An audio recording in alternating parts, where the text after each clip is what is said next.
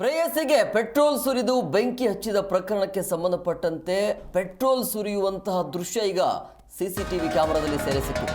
ಭಯಾನಕ ದೃಶ್ಯ ಇದು. ಪ್ರೇಯಸಿಗೆ ಪೆಟ್ರೋಲ್ ಅನ್ನು ಸುರಿದು ಬೆಂಕಿ ಹಚ್ಚಿದ್ದಾನೆ ಈ ಪಾಪ. ಆ ಪೆಟ್ರೋಲ್ ಸುರಿದಿರುವಂತಹ ದೃಶ್ಯ ಇದೆಯಲ್ಲ, ಸಿಸಿ ಕ್ಯಾಮೆರಾದಲ್ಲಿ ಸೆರೆ ಸಿಕ್ಕಿದೆ.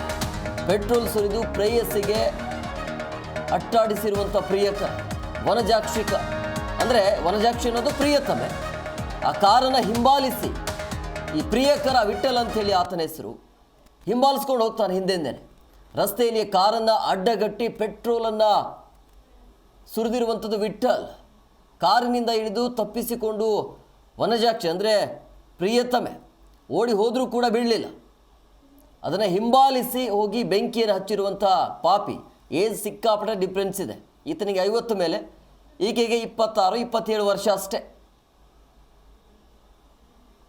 ಈ ವಿಠಲನಿಗೆ 2 ಹೆಂಡ್ತಿರು, ಆದರೂ ಕೂಡ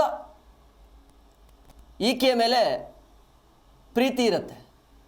ಇತ್ತೀಚೆಗೆ ಈತನನ್ನು ಬಿಟ್ಟು ಬೇರೆ ಒಬ್ಬ ಯುವಕನ ಜೊತೆ ಓಡಾಡ್ತಿದ್ಲು ಅನ್ನುವಂಥ ಅನುಮಾನ ಈತನಿಗೆ ಶುರುವಾಗುತ್ತೆ. ಹಾಗಾಗಿ ಈತ ಆ ಕಾರನ್ನು ಹಿಂಬಾಲಿಸ್ಕೊಂಡು ಹೋಗಿ ಸುಟ್ಟಾಕಿರುವಂಥದ್ದು.